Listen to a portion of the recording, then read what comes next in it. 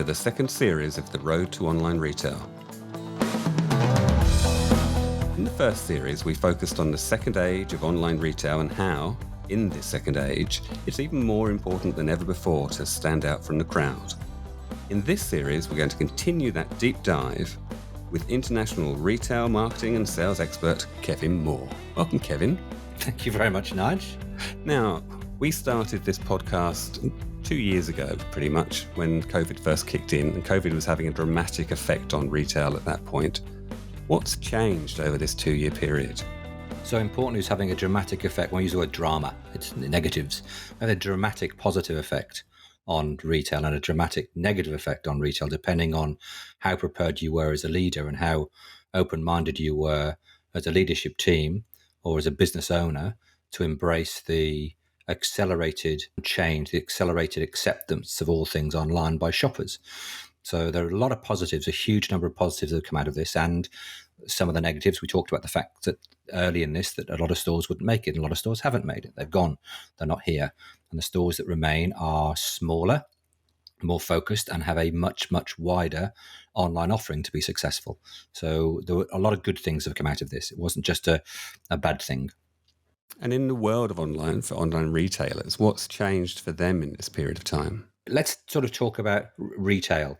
So I think the key thing about the beginning of 2020 and the beginning of 2022 is in that time, it's all retail. Yeah. So we used to have this thing, you have physical retailers and bricks and mortars, and then there's online. It's all retail.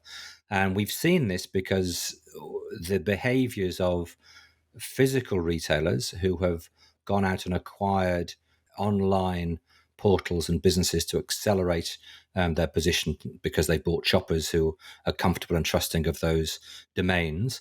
And we've seen it because online retailers have bought defunct brands that have gone under that were retail brands that people trusted. They walked into their stores and they loved them. So it's now just come to this point where when we're talking retail, it is retail. If I'm a shopper, I wish to shop with you, your brands, the products you offer, and I wish to shop wherever I choose to be. I want to go to a store, and I will tell you some great stories about just how powerful physical remains when done properly. But I want to go to your physical stores when I choose to, when it suits me, and I also want to shop online with you when I choose to, when it suits me, and I want to be able to have it sent to my home, collected from you in one of your stores. I want to not even leave my car in some click and collect. So it's this whole shopper-centric, in the true sense of the word. Whatever the shopper wants, the shopper can have in the ether or in a physical store. The old buzzword was omnichannel retail. That was sort of like the holy grail. Has this actually appeared now? Yeah, I think it's the whole omnichannel is now, it's just retail.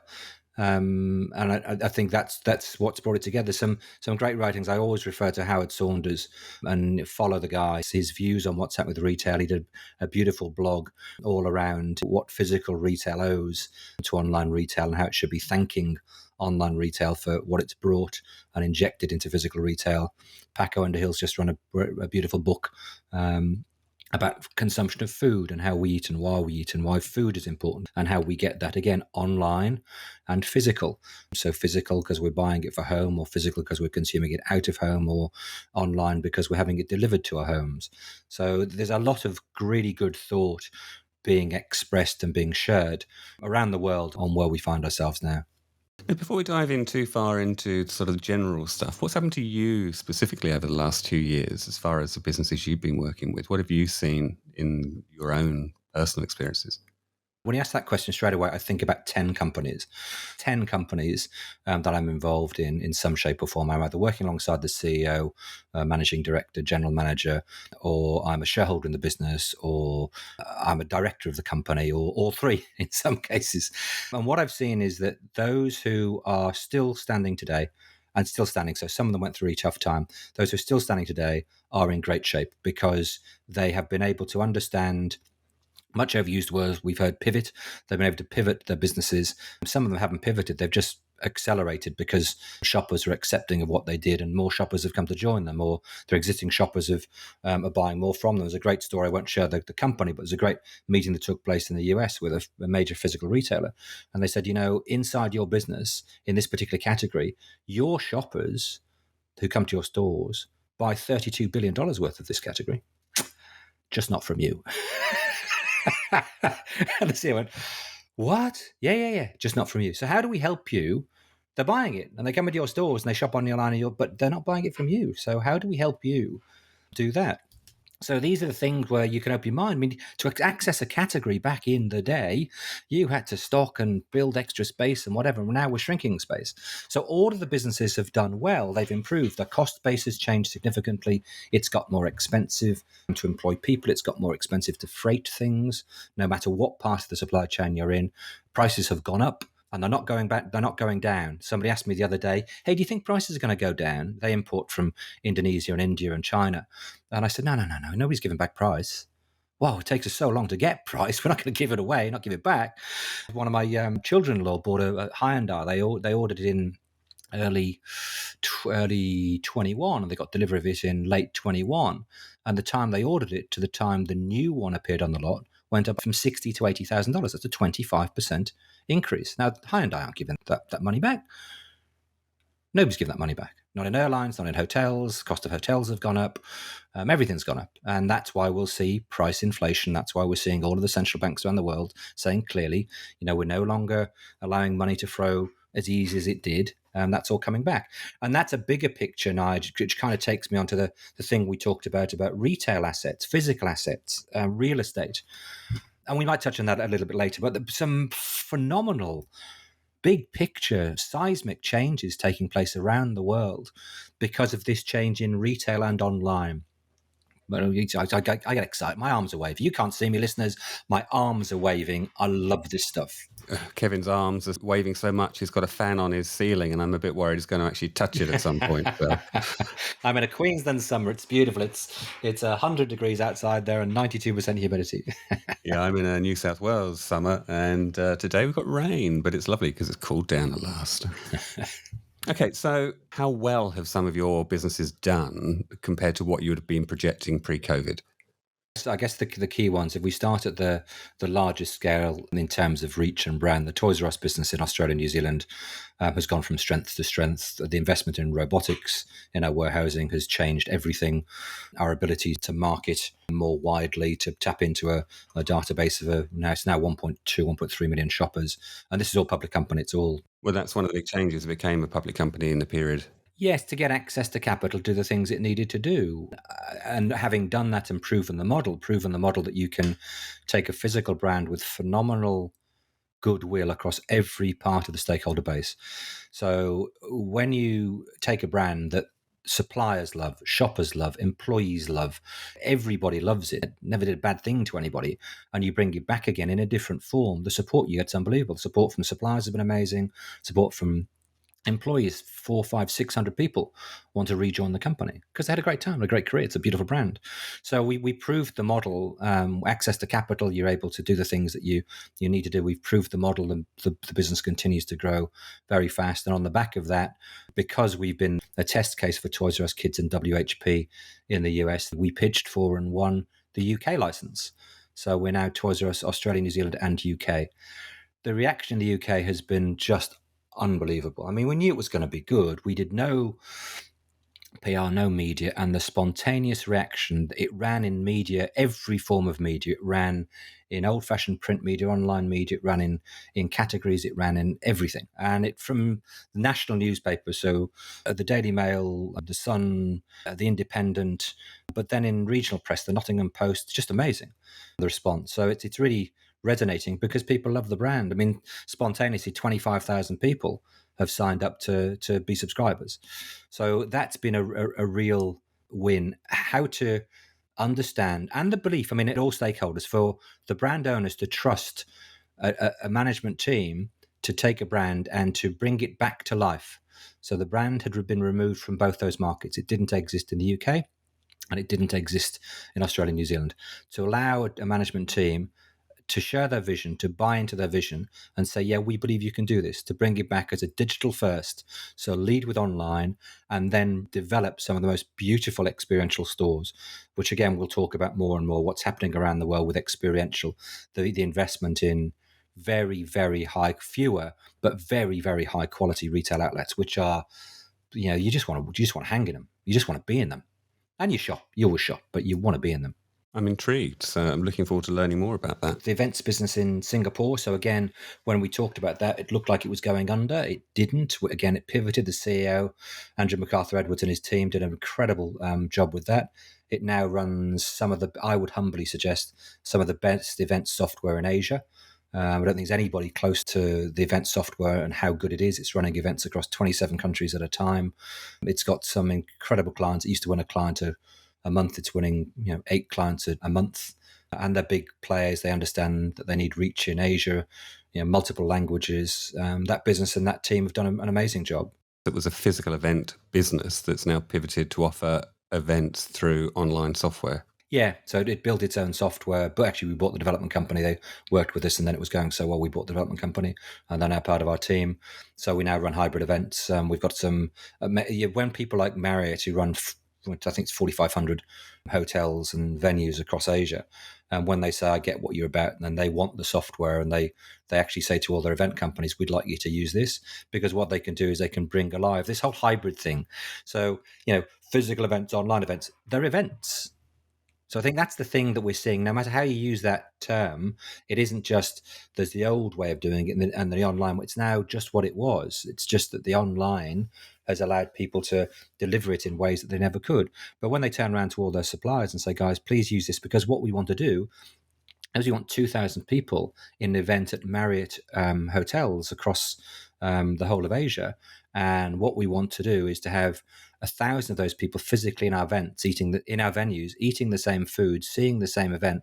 The other 1,000 may be in their offices or at homes, but we can create an event with exactly the same feel across our venues across Asia. So that, again, people are opening their minds to do things in different ways. We're seeing the same thing with all the tech companies. They're doing a great job of harnessing it. So that's a great one. Online, Telecom Wines, brilliant what they've done. They've just improved where they've been with their businesses. Digital Mavens is doing well. So there's a lot of good stuff going on. Just going back to Tulloch for a second, I mean, that's a business that basically would have relied on cellar door for a vast percentage of their retail previously. How does a relatively small business push online into what's already a fairly crowded market and make a difference? Well, first of all, Christina Tulloch, who leads that business, and the team around her, embraced digital way before COVID, way before the pandemic. They understood that it was important that they had a single physical location, and they had to reach people in their homes. So you worked with Christina, you saw the quality of the work that was done, and having the destination, which won Celador for I think 3 or 4 years in the Hunter Valley, which is a big deal. There's some incredible investment in those Celadors in each of the valleys around the world, the wine valleys around the world. But what happened is you create this amazing place. You take into people's homes. They can see how amazing the wineries. They can see you picking grapes at certain times of the year. You can see them budding and flowering. You can be inside the venue. So they were ideally prepared for people to say, I want to continue my relationship with you. I'm going to buy more of my wine from you. I can't go physically to a store. So whereas I'd buy 6 bottles from you or 12, I'm now going to buy 18 or 24. So do you do that by just ramping up your digital marketing, as in send out more newsletters? I think it's subtler than that. I think the same thing we've seen with Toys R Us and Babies R Us. What you do is you retain that relationship and you share more thoughtful content that people go, "Yeah, you've caught my attention," awareness and engagement. If it is that good, people just want to be interested. They want to be there. We haven't touched on, which we're going to touch on at some point. We're going to touch on the whole of the streaming in retail, which is just going off in China. It's going off around the world. But I'm running all over the place because there's a lot's happened now since we last recorded the podcast. Yeah. Actually, I've been doing some work with a fashion business here in Sydney called Carolina. She's a lovely lady. Oh, yes, I know. who, Yes, yeah. basically Colombian, brings in a lot of products that are made in her factories in Colombia, etc. Great quality, but she uses to amazing effect influencers. Mm. The difference that's made to her business is huge as well. It is bizarre that people are obviously online more, they're watching stuff everywhere, Instagram, Facebook, whatever. And then if they find something they're into, they go for it. But it's also they find somebody they trust. If you trust the brand, we've seen that with Toys R Us and Babies R Us, you trust the brand or you trust the person. And if the person says, "Yeah, actually, I rate this, it works," that's a key part of it. The other thing that we've seen, and we've talked about this before, it's all broadcast media now. There are 10 million television channels. 10 years ago, there were a few, but 10 million. There aren't, but anybody can broadcast. We're broadcasting. Yeah, yeah. And I have to say, as a producer, a video producer of many years, I'm quite intrigued by how successful some of these people are in growing businesses. I've, for my sins, during COVID, got into golf. There's this guy in the UK whose golf channel I absolutely love, a guy called Rick Shields, and he's got just gone over 2 million subscribers. And it's just a guy being authentic and genuine about clubs, about how he plays and helping you improve your shots. And I look forward to watching the videos. And we've seen that everywhere, the ability to reach out. I did a review. So Finding Cadence, when we first started, it released its first single on one of our first podcasts. It's now done 15. And I was doing a review of the guys who were on DistroKid and looking at all the distribution channels. And we're up to 300 different streaming channels around the world. And you look at people listening in Ireland and in Germany and in Spain, and it's crazy. And there's just three blokes on the Gold Coast with some instruments and an old mixing desk. So it has changed everything. To be able to distribute content and have a wide enough audience, a global audience that is truly interested. And when we say that, remember there are big chunks of the market that is still tough to get to because of the Great Firewall of China and because of the markets that just block you out. But there's so much appetite for content. And I think in your role, Nigel, you never dreamed of being able to publish to the world. And that's what we do now. I'll give a quick example. So when I first started in production back in London many years ago, to make a video, we'd have the producer, the director, the camera operator, the camera assistant, and the sound person as a bare minimum on site. And then the editing was a really laborious thing of linear editing. So every change took days basically. And then you go into the online edit and spend hundreds of pounds an hour, have an editor, an edit assistant, millions of pounds worth of gear. And then a couple of years ago, I was called at about 8 o'clock in the morning saying, "Hey, can you come into our head office? We need a video made and it's got to be in Switzerland by tonight." And by the evening, I'd sent a video with full effects, graphics, everything, which I'd shot in the morning, turned around and distributed to Switzerland. And I thought, well, A, that's why we're a lot cheaper now than we used to be. But B, crikey. Yeah, and that's the thing. It's the ability to be able to do the functionality of it and high quality. I mean, I sit in front of you. We're on Zencaster. I've got a state-of-the-art Rode microphone and headphones and YouTube. You've got a mixing desk in front of you, and it's it's not crazy money. Not crazy money. No, indeed. And that's the point. I think the barriers to entry of a lot of industries have just vanished. But I would like to humbly suggest that as with online retail, right from the get-go, and as with anything, as we get into the retail streaming, quality matters. So you and I did our original Udemy courses now 5 years ago, 6 years ago, 7 years ago. We shot the first one, 2014. And we said from the get-go, it would be shot in high quality video, high quality audio. It was all about quality. And Udemy said to us when we first ran it, they reached out to you and said, "This is beautiful work." It still stands the time. Udemy Business is selling this to VW and to event companies and to hundreds of companies in America because the quality matters. So yes, you can buy the equipment to do things more cheaply, more cost effectively, and you can distribute unbelievably because of our distribution networks, but the quality still matters. And if you don't do the quality, you don't cut through. Okay, so crystal ball time. Looking ahead, we've gone through a lot of change. What's coming up? How is the retail industry morphing with time? So I think it's happened already. So if we look at different parts of the world, we're seeing the retailers that remain are investing in very, very high quality digital assets to be able to provide amazing online experiences. And it's just getting better and better and better. It's now not something that was in the, oh, we've got to do this thing, it's in the back. It's now the lead guys and girls are doing phenomenal jobs of keeping their brands front and center. They can show more products and sell more products than they ever possibly could physically, which they're doing. That brings with its own, amazing benefits and huge curses. Give me an example. What are we talking here? So a department store would previously have held, 30, 40,000 SKUs. They can have 100,000 SKUs. They can have 150,000 SKUs. Some of those SKUs, stock keeping units, some of those items they sell will never even touch their warehouses. They will go direct from their suppliers to our homes or to the store for click and collect. So it's given the retailers the ability to all be category killers. They've all got the ability to sell a much wider range of product than they ever did. And the marketplaces taught us that. The marketplaces taught us that we didn't actually have to have the product in our own warehouses. So physical retailers are doing that. So they're going into the space that the marketplaces had, and they're doing it quite cost effectively. Does that make brands more important than ever before? I believe it does. I talked about goodwill and I talked about quality. And when you do one thing really well for a long period of time, people trust your quality. How you harness that, how you deliver that cost effective, that's a business issue. But if you have that brand, I think you're able to do things other people can't do. If you've come in and your positioning has just been on price forever, price is a tough thing to hold on to. You can't always be the lowest price. Somewhere along the way, something's being crimped or something's being shortchanged. It's hard to do just price. You have to have experience and range. And I think any of the major retailers who are in a category are now much, much better to compete today, ironically, than they were at the beginning of COVID with the marketplaces, with the Amazons and with the eBays and with the Alibabas. They're much better equipped to do it because they can have a wider range of product shipped at as good a price as some of the marketplaces. Remember, marketplaces for individuals are not cheap places to operate. We talked about this.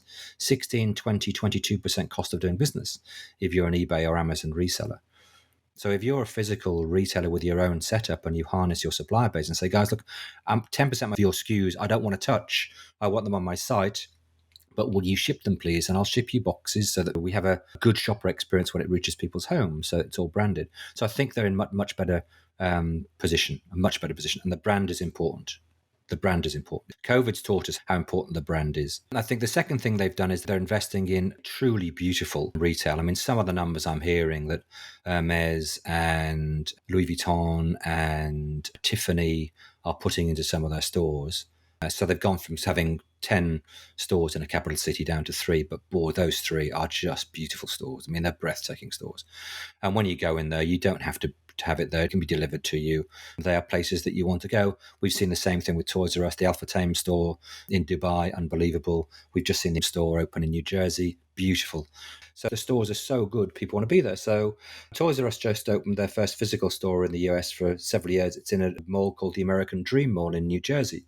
The American Dream Mall is a beautiful mall. It's how retail's going, and I'll come back to this. So about 55% of the retail space in there is experiential. There are things going on. There are ice skating rinks, there are water parks, there are entertainment venues, and only 45% is physical retail.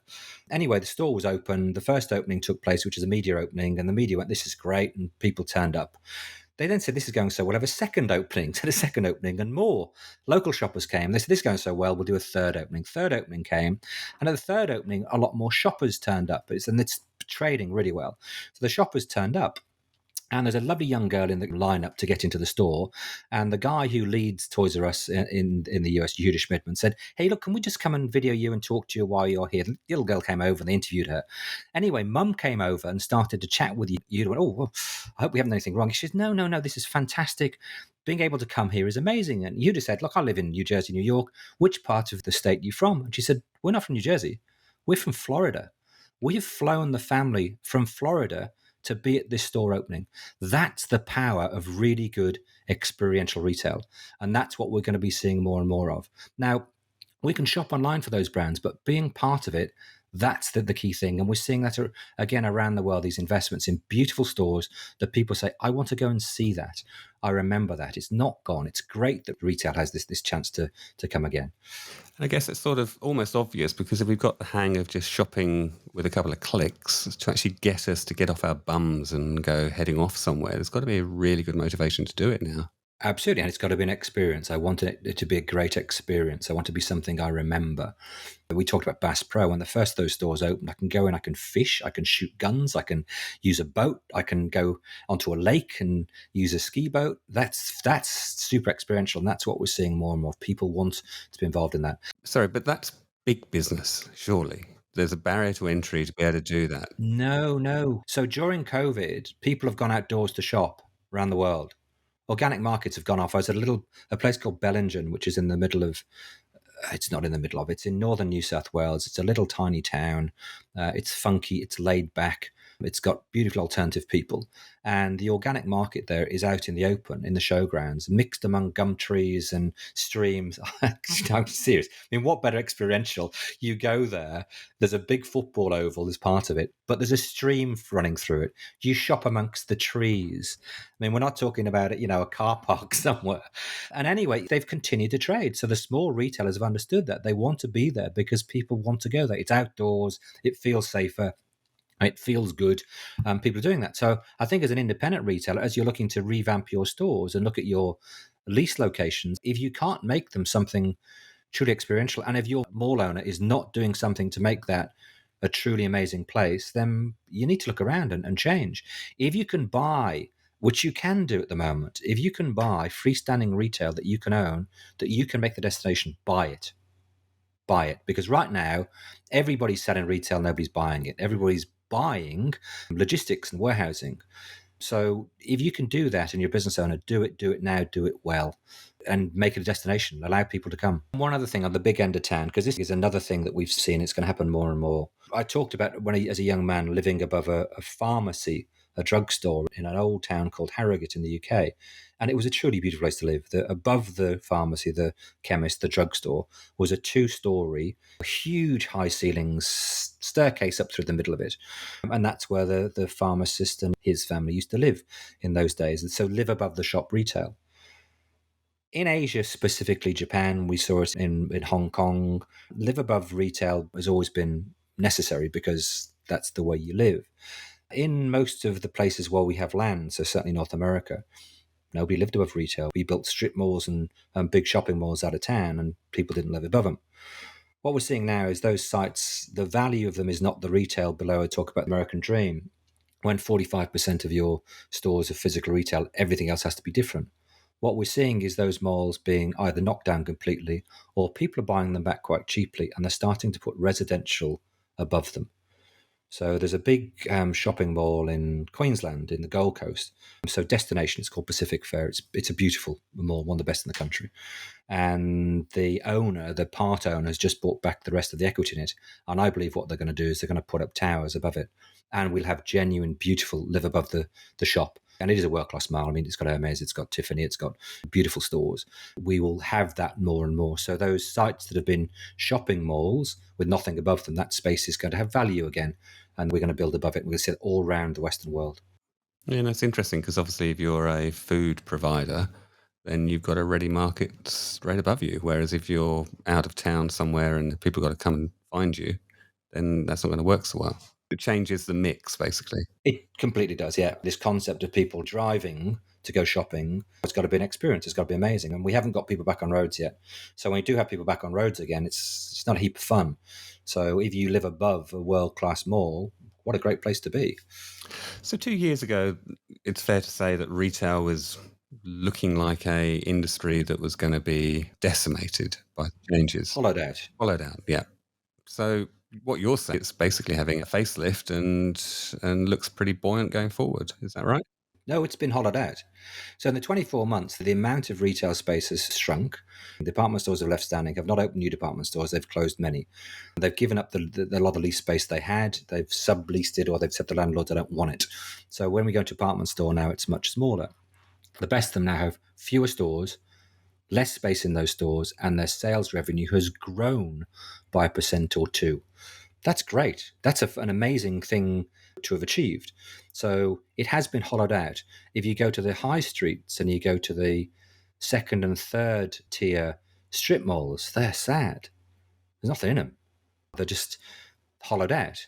Those who've survived are in better malls, better locations, creating better footfall, but not to be confused, they have been hollowed out. Right.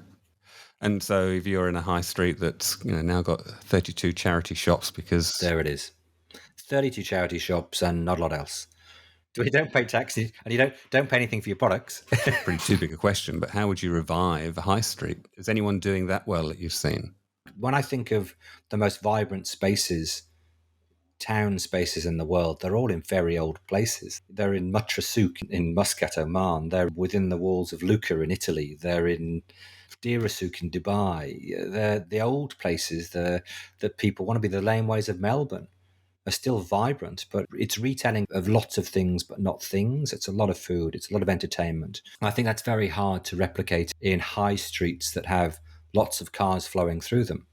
I mean, you can't get a car. Well, you can get cars through the streets of Lucas, but it's very. A mate of mine lives in Lucca, has a Range Rover inside the walls of Lucca. I'll tell you what, that's hard when you've got 2 inches either side of the vehicle.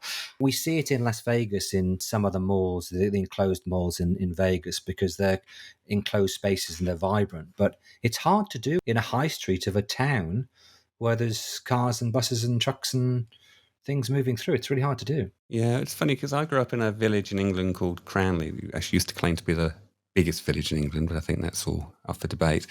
But they had a beautiful department store, not huge, but David Mann's, and it'd been open for 175 years, and it shut this year. And I'm on this school Facebook page, and the sadness from everyone on there is amazing, but it's still shut because obviously not enough people shopped in it. The other thing with the village, growing up, there was this amazing, amazing baker called Hibbs and an amazing, amazing butcher called Collins. And they did these sausages that the queue would go down the high street. Saturday morning at the baker, the queue would go down the high street. They're not there, but why can't a business like that survive? Well, they can. And as you're talking now, I'm busy flicking through my photographs, and I met a phenomenal young man in a 110-year-old department store out in regional Queensland. And I said to him, because I was shopping there and I saw this stuff, and I said, "Are you online?" He said, "I took the business online." He's an employee. "I took the business online 8 weeks ago." I said, "Show me." "Shopify?" He said, "Yeah, Shopify." So we jumped on my phone and we started shopping. And I said, "How's it going?" He said, "We're blown away." So it can be done. This is regional Queensland, 110, 120-year-old store.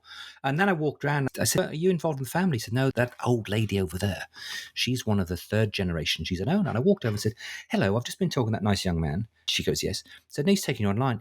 She says, "He has. I don't know what he's doing. Not a clue, but it's going well."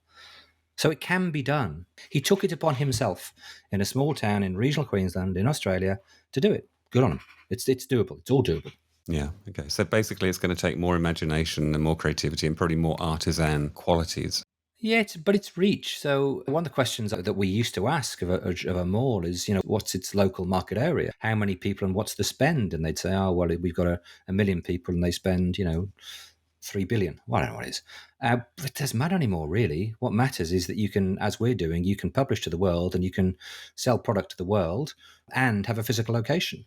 So what we're seeing here is there's a lot of change going on, but surely it's not easy to make some of these changes. Does government come into this? Does zoning come into this? What has to change to make retail even more vibrant? Again, we've learnt that government has also understood that it's all online now. So when we talk about a service, we have service centres that the government own that nobody wants to go to. Again, there's no desire to stand in a long queue when you don't need to. So government services are being delivered in a way they haven't been ever delivered before, and they're being delivered online. But when it comes to the physical changes taking place, so we're seeing changes in how contractors are dealt with around the world. So government's role at the different levels it's involved in. It's got a federal, national government who are defining labour rates and defining how people work. And then down at the state or a regional level, we've got people defining where we're going to put infrastructure, how we're going to develop towns. And then down a local area, we've got local government saying, and this is what you can and can't develop. And each level of government, where you've got 2 or 3 levels of government, needs to be aligned to understand that these things have to change. Otherwise, as you described, what we have is we have empty spaces in old high streets that nobody wants, or we have these terrible derelict strip malls and derelict physical malls, enclosed malls that nobody wants. So for people to be able to redevelop those and make them vibrant places, which is a mix of entertainment and maybe logistics is in there and people living above them, and they're creating this, they need the help of government. So government has to say, yeah, I'm good with this. I do understand that if I don't assist you, if I don't help you develop, if I don't allow you to go above and build above the airspace on shopping malls, my community, my local government area, my voting community will not get the best from this. And I think that's an important part of it. Money gets it. I mean, money's flowing into those places and they're looking at the returns and looking at how it's playing out, and money gets it. So we'll see that more and more. One of the other big changes, of course, has been distribution. So in physical retail, there's the requirement to get product out of factories into one's own warehouses and then into one's stores. And that's been fraught with difficulties. If you're online, there's a requirement to get them out of factories into your warehouses and then into people's homes. And that's been fraught with difficulties. I think if you look at a global scale, there is no impetus, there's no desire by the largest parts of the logistics industry worldwide to put more capacity into logistics. If you're in the shipping industry, it takes a long time to commission a ship, and currently nobody wants to do it. We had massive overcapacity. We lost a few shipping lines. A whole load of ships were mothballed, and they're not coming back in a hurry. So that pricing isn't going to go away.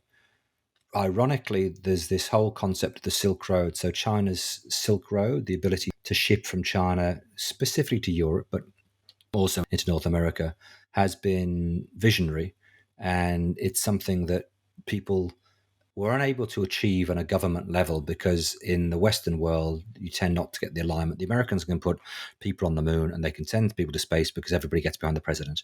But when it comes to commerce, you're on your own. And the Americans create a free playing field for the best and brightest and most innovative people to create amazing companies, which they do, amazing industries, which they do, but they don't get involved in creating the infrastructure.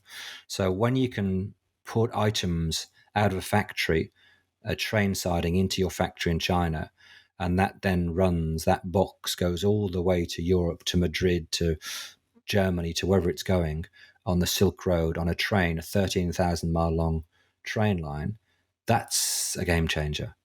So that doesn't just allow the big end of town to ship into markets. It allows individuals to be able to deliver to those markets cheaply. People don't care if it takes 21 days.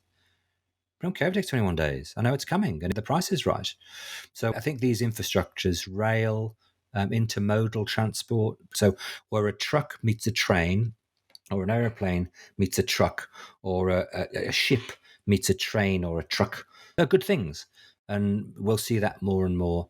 Further down the line, you've seen the phenomenal boom in independent businesses running their own single Toyota Hiace or their own single VW Transporter or a Mercedes Sprinter. So we've seen that huge last mile, last kilometer booming, and we've got everything happening in between. So logistics will play a huge part. We will see driverless as we go forward, even if it's just the night runs that we see for trucks. If you go to any country in the world and you look at the major cities, if you ever drive a freeway late at night, if you're in a car, you're the only car, and it's just red lights in front of you and white lights coming towards you as trucks are hauling things between cities.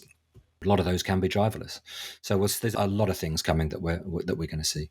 Let's take this back to the small business.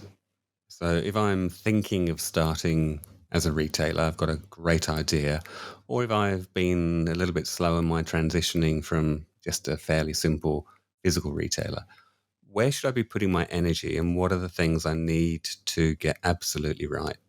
So it depends which way you're coming from. If you're starting a new business, 90%, I throw these numbers around, I don't know if they're right. It's a truism, it's indicative. 90% are starting online because they're able to say, I've curated it and I can get to more people this way, even if that's more people in my community. If they're not on one high street, I can get to the whole of my community. My community might be 1 million people, 500,000 people in my town, rather than just the people who come to the part of town where I open a store. Once they've done that, then they can say, do I want to have a physical location? I've got to have at some point. OB5, I talked to the guy who owns OB5 just before Christmas, bought another skateboard. Broken any limbs this year? Not yet, Nigel. Okay. I managed to damage a knee on a stand-up paddleboard on a lake about 2 weeks ago, but it's okay. And I said, how are you doing? He said, come back. And I remember his first warehouse. Now in his second warehouse, I looked at and went, whoa, you got 10 times more stock than I saw you with 24 months ago. He says, yeah, I got to move again. But we're seeing him saying, well, once I'm doing that, I also want a space for people to come and skateboard. I do want to be experiential. I do want there to be somewhere that I can bring it alive, not just the boxes. So he's moving into physical. If you've got a physical location as the department store in central Queensland, you then say, okay, my move is towards the online. So how can I get more online? How can I liaise with my suppliers and say, look, I do want to buy double the number of SKUs I bought from you. And every supplier wants to hear that. Oh, a growth retailer, how good's that? Let me throw my arms around you. I want to buy double the number of SKUs, but I only want to stock half of them. I want you to ship them to my shoppers. Are you good with that? And find a way. So those are the things as small businesses. How can I do that? How can I take my physical store far more online? If I'm online, how can I have some form of physical presence that's relevant, not just another shop? not just another shop. It's got to have relevance. But again, with online, still not a case of build it and they will come. You've got to promote, haven't you? Yeah. So again, you talk about influencers. I believe the greatest influencer you can ever have is yourself. And look at Christina Tulloch. I mean, it took us a while to get Christina in front of the camera, and now she is brilliant. And she'll stand up at an event with 150, 200 people, and she just holds the stage beautifully. It took her a while. And once she got into it and she'd been coached and she was confident and she saw herself from behind the camera as well as in front of the camera, it changed everything. I think that the best thing you can be is that person who says, this is what I'm curating. So you love what I buy because you've seen it. Now understand me and my motivations and what brings me alive. So that's what we've seen with a lot of the streaming. So I go back to the Silk Road and where we see Chinese government assisting small business owners, startups, with their streaming to allow them to stream and sell online in real time so that people can see it. I mean, we've had Shop TV forever, forever. I can buy online, and this is now, again, 10 million Shop TV channels. So we can now do that. So I think if you do that, get on boards, get comfortable with that little circle light in front of you with your microphone and accept the fact that you're going to be broadcasting. Get coached, make sure it's the best you can be. But I think that's the best thing you can do. There's a beautiful business here in Australia called Three Birds. And Three Birds set up teaching predominantly women how to renovate, not interior design, because it went beyond that. And they now sell courses online. Beautifully done. And the guys who started that, it's a very successful business, 30, 40 employees now. But their digital reach is amazing and the quality of what they do is amazing. And they feature in all of that. They are the stars of the show, and their knowledge in those courses, $600 a pop, are bought by a lot of women to be able to assist them in renovating properties. So they're at the front of it. They're comfortable that that's where they need to be. I guess we should be doing a little bit of promotion of our own here, which is that if you want to tap into Kevin's expertise, we do have the Road to Online Retail website where you can see all the courses we offer. Absolutely, you can. And I've got to say, Nigel, I've been blown away because we, again, did a review of the stats. The number of listeners in America and the UK, I guess Australia, New Zealand and Singapore, because, that's our hood. But the percent of our listeners in the US and the UK really does surprise me. It blows me away. So if you're listening in the US and you're listening in the UK, thank you. Makes a big difference. And we're glad that what we say in our part of the world resonates with you in your part of the world. Yeah, and if you could either subscribe or give us a like, that would be appreciated too. And if you want to see the website, go to theroadtoretail.com. Thank you for listening. Now, Kevin, music. Have you still been playing any music during? Oh yeah, absolutely we have. We're going to go out with our latest single, which is a song called Speed Freak. And Speed Freak is a song that's reminiscent of the 1960s in London. So people who ride motorcycles, which I do, and you do, Nigel, will know that in London there's an amazing place called Ace Cafe, and it's still around today, and people used to go there in the 60s and then ride off to Brighton. What they didn't know, there was also a place called the Cellar Cafe on the banks of the River Thames in Windsor, where the Queen lives. Who knew that the Queen allowed motorcyclists in her hometown? And my mate, who's the lead singer and the lyricist who writes all the songs, Bob, used to ride a Triumph from the Cellar Cafe down to Brighton. So this is a song that reminisces all about the days of riding fast and on little green lanes and through towns in England in the 1960s. It's called Speed Freak. Okay, we're looking forward to it. Thank you for listening.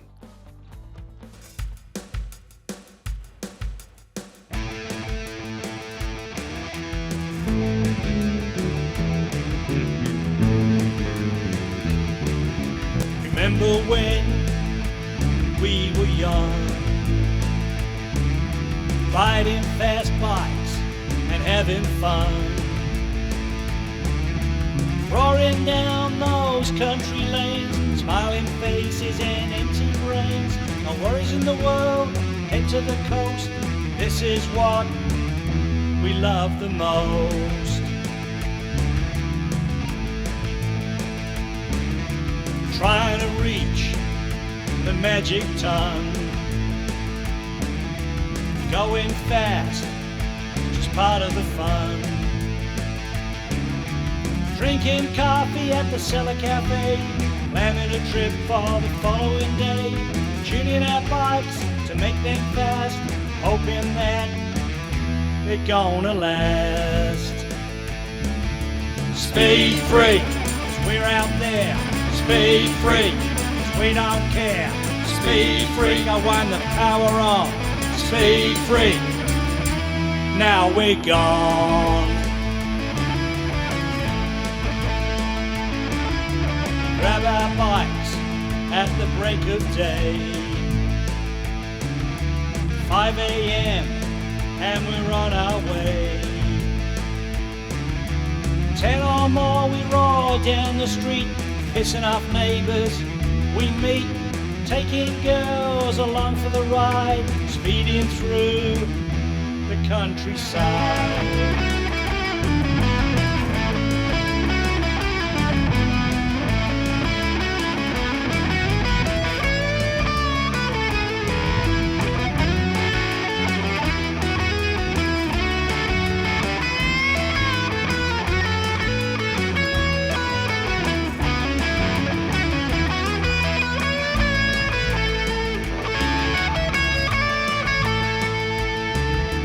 Wind in your face, sun on your back, riding like we're on the track. This is how we spend our days, chrome steel gods ready to play, the smell of oil and polished paint, picking up girls that we can taint. Speed freak, 'cause we're out there. Speed freak, 'cause we don't care. Speed freak, I won the power on. Speed freak, now we're gone.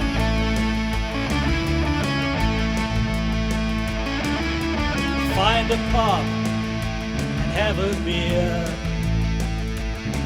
Eat fish and chips and go to the pier. Those good old memories from the past. We might be old, but we love to go fast. No regrets from the days gone by. Next stop riders in the sky. Speed freak, speed freak, speed freak, speed freak. Now we're gone.